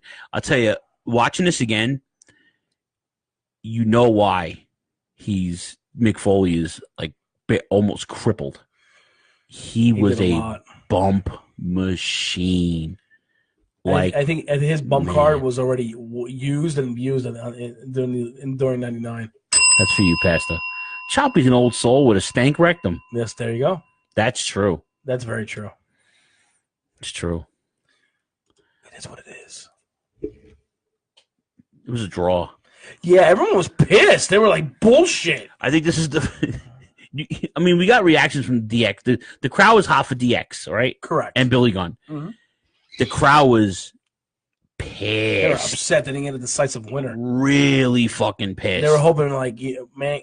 First off, they were chanting "Rocky sucks," which is with the norm at the time because he was still the heel leader of the corporation. And then fucking, they were chanting bullshit when the guy announced the draw. And I was like, wow, look at that. Yeah. Well, it was a massive, exactly what Phil said. It was a massive bump machine. I was watching he did some kind of like spoken word It's on the network. The last one he did. Okay. And like genius. I mean, it's great because Mick Foley's a Long Island guy. He's a New Yorker, and he's a lifelong fan, and he was a great performer. And when he talks, he connects to the people. Correct. Like he's just like a regular Joe. The thing is, though, when he talks, you could tell, he's been, Yeah, a lot of the brain cells were like gone. Yeah, 100%. And it, The Rock was so good. Foley was so good. It was just magical. There was a chemistry with him, Rock, Austin. Like those guys just all together were just good. And this is exactly why there was always a number one. Well, I could say that The Rock and The Rock and Austin in '99 were they were tied as number one, and then Mankind was number two. If that's a fair assessment. You know what? Yeah, I'll as baby faces. Yeah, I'll buy that. I'll buy that. And then Triple H knew that he couldn't compete with that. So what did he do? He turns and he became the number one fucking heel in the company. It's true. Mike says the worst part of this match was beyond the mat when they showed Mick's kid as he's getting his head bashed in with the chair. Rock had the Adidas jumpsuit on to hide his steroid nipples. Well, I believe that match was for the Royal Rumble. This one I didn't show that. Yeah, I don't think it was a different match, but same time. Yeah, correct. Matt Squire's in the room. Thank you, Mario. Mario's going to work. All right, Mario. Thank you. Yeah, thank you. Have a good night, my friend. Yeah, just man. Choppy cheesecake is delicious, you mook. Fuck you. It's disgusting. Cream cheese with sugar. Yuck. Anyways. He said jerk off. Call Mario a jerk off. Mario's a boy, man. Didn't say that. You did. You just called Mario a jerk off. I called you a jerk off. No. You called Mario a jerk off. Why would you call me jerk off? Because you're a jerk off. Yeah, but that's besides the point. You're a jerk off. That's what I think of you. I gotta really ask you a question. Please. Anybody see Richie? Anybody see Richie? Anybody know why Richie did Bobby Lupo? Anybody see Richie? Oh, man, that movie's fantastic. Stop pushing my patrons around. Gino, get that fucking Mook. Yo, Sticks. You want to talk about racist. Yo, Sticks, get him. What a great movie. Now, on to your main event of the evening, which was the steel cage match. Steve Austin versus Mr. McMahon. And this puts Austin's, WrestleMania spot on the fucking line. No corporate members were involved. They weren't allowed. They were not allowed in. Wasn't Shawn Michaels like the commission at this point? Yes. Okay. So basically what happens, the backstory to this match, the following night after Royal Rumble, Vince McMahon is applauding that he's won the Royal Rumble, but he's withdrawing from facing The Rock for the world title. So what happens is Shawn Michaels and Stone Cold go on the Titantron, and they said, well, since you're dropping out, then the number two guy is going to be Stone Cold Steve Austin gets the title shot. So then what happens is Austin suggests a match. He says, I will put up my WrestleMania shot if you face me in a match. And he steel cage match. No corporation involved, just me and you. Mm-hmm. And if you win, I lose my WrestleMania title shot. Mm-hmm. And Vince was like, all right, you got your match. And then that's what happened. I told Choppy in the call today that I feel like this was the highest point of Vince's Mr. McMahon character. Yeah. Is that fair? Uh-huh. So it's all right. Go ahead. Go do your thing. And you kind of knew something was going to happen. Oh, yeah. When guys got bought from the ringside area, obviously we didn't know who was going to happen, but that was so it took a while for McMahon to get into the cage. So Austin comes out, they chase each other around, the whole heel face thing. Was it Austin fakes an injury? Austin fakes in the injury. And then that's when McMahon was like, "Oh, it's time for me to get him." And then Austin nails McMahon with a clothesline. It was fantastic. Steroid nipples with Vince. Vince was. I told Choppy this too in the car. He was jacked. He was fucking 50 years old and jiggity jacked to the gills. Yeah, Shane. We talked about that spot in a second. You know, you guys are going way ahead of us tonight. They're excited for this. They're very excited. I mean, that's what we do. We entertain the masses. We do, Chop. You're absolutely right. That's what we're here for. Good for you. Yes, throw it up, man. Yeah, nice. So he fakes an injury. He finally gets him in the cage, and just beats the living shit. Not just the holy fuck out of him. Yeah, Vince. Listen, Mick Foley wins the Bump Award. If there was a runner-up to the Bump MVP, it's Vince. It's Vince. I'll tell you, Vince will take every chair shot, every bump to make the product worth it. If he thinks it's necessary. Let me ask you a question. I'm going to ask you a question. In all sincerity, I'm being sincere. Yeah. Do you think any other millionaire at the time, like Ted Turner or you think any of those guys would take physical pain or take do anything physical stunt-wise for their company? No, I don't think so. Vince McMahon. The closest thing to Vince McMahon was probably Eric Bischoff. Yeah, but Bischoff really wasn't the owner, but he was exactly. He ran the company, correct. That's the only thing I would say that would be close. But Bischoff is an athlete. He is, and McMahon was not. Right, and we didn't know Vince was an athlete until later on. Twisted Steel and Sex Fits, right? So not only is Vince not an athlete, but Vince was way older than Eric Bischoff. Oh yeah, right. So for him to take that beating at that age, he's in great shape. Obviously, he could do it, but it's just and they kept repeating the whole "get to beat your boss up" type thing, and it makes sense. I mean, that's what the fans wanted. Yeah, the fan, they work in a McDonald's, they want to beat up their manager. And guys, believe it or not, when the WWF used to give what the fans wanted to see. Yeah, because they had. Let's be honest, they were forced to. Because they were trying to. Vince wanted his company to be the best. And in order for him to do that, he had to flip the script and do everything in his power to get that prestige back and win it back from WCW, who was destroying. Well, at this point, they had surpassed them in the ratings. And buy rates for pay-per-views. Yeah, this 98 was the last year that they were neck and neck. 99 was the fucking jump off, and then that was the decline of WCW. Sadly. Yeah. Sadly.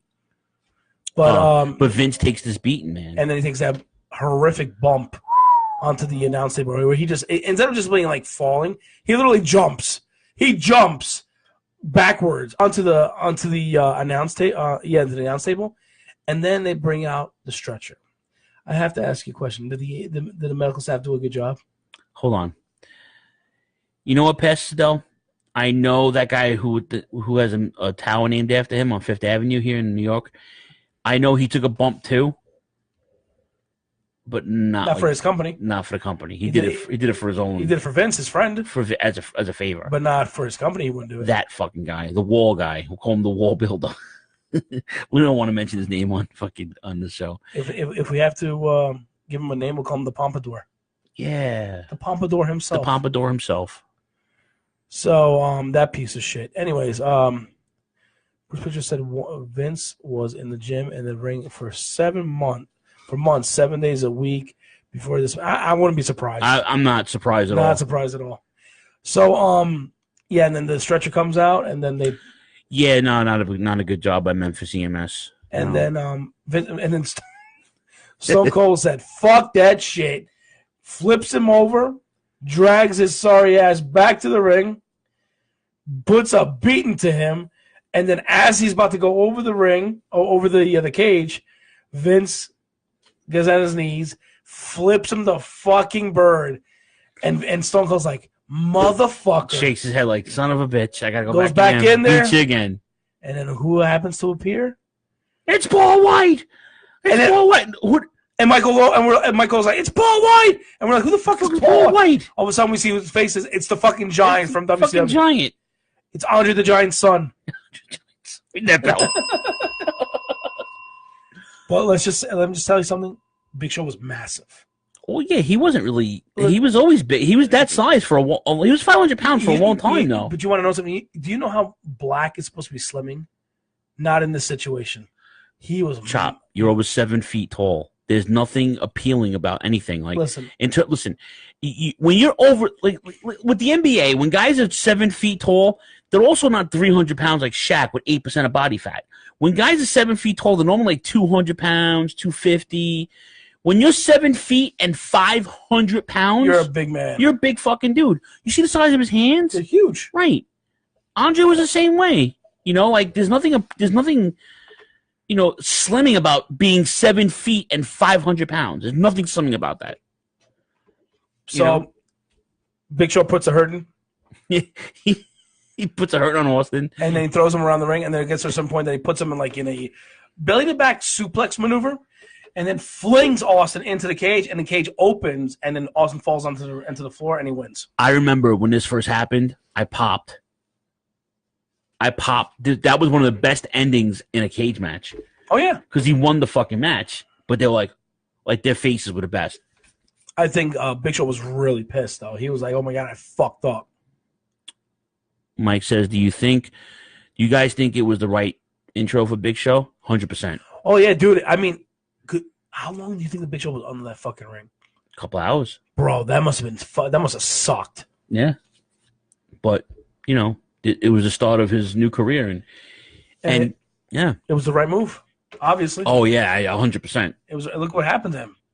Multiple-time World Heavyweight Champion, Intercontinental Champion, U.S. Champion, Tag Champion. Yeah, he did it all, man. ECW Champion. Oh, I want to try to forget about that. But, yeah, you're right. Yeah. For me, though, it's a great finish. This was really fun. They did it smart. And what was it? What did it do? It told a story. Yeah, a nice story. It progressed McMahon Austin. You know, there's certain things in the 90s in pro wrestling that you want to forget about. The one thing you don't want to forget about is when Stone Cold Steve Austin battled his boss. You know. Choppy's tired. Oh, I've been up since 4 o'clock in the morning, so yeah. Yeah. Working on the Wu-Tang. On the Wu-Tang, the Shaolin. Wu-Tang. You got your Wu tickets? It's not Wu. It's Woo! Do you still have that? I think I still have that. You want to look for it real quick? Yeah, go. Yeah. We still got a couple minutes. Yeah, we got a couple minutes. Yeah. Let's see. Ric Flair. We got a bunch of Ric Flairs here. Ric Flair style and profiling. Yeah, keep talking. Isn't it on the soundboard? No, it's not on the soundboard. Oh, it's not? It's on the playlist. Oh, here we go. It's a commercial, that's why. So if I were to give my rating, this is my only complaint. I think I would rearrange the order of the matches. I think I would put the tag match first. Then I'd put in Goldust and Blue Dust. Then it would be the hardcore match. Then the IC match. Then it would be the WWF title and the cage. I would just flip the the matches between the tag match and the first match. You know what? I can go with that. That's really my only complaint because that match was pretty good. The tag Can match. I get one of those Woo tickets? Excuse me? One of those Woo tickets. It's not Woo, it's Woo!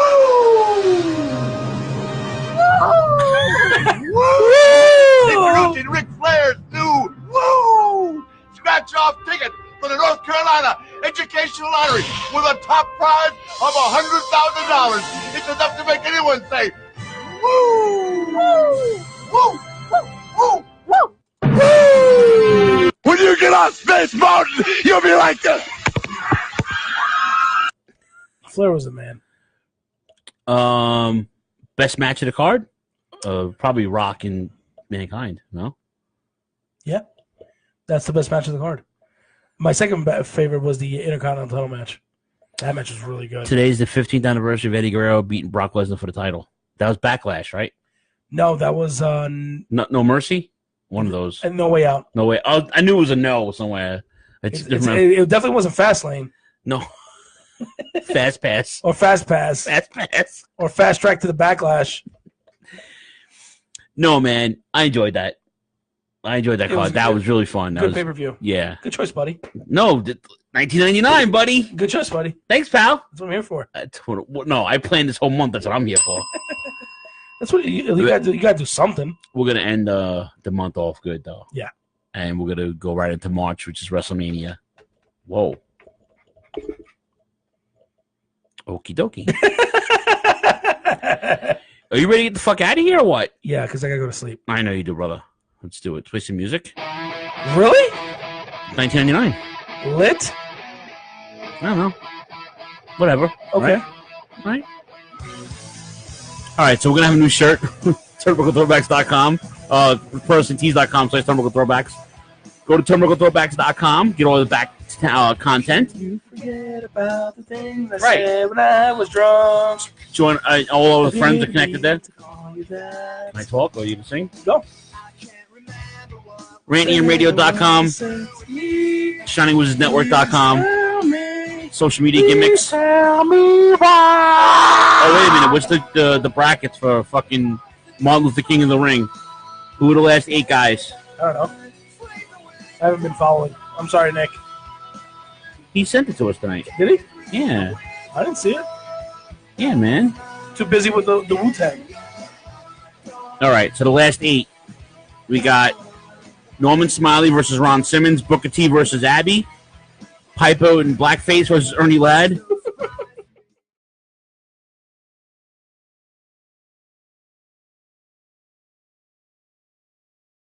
Anyways. Throwbacks karaoke, thank you. 369 comments tonight.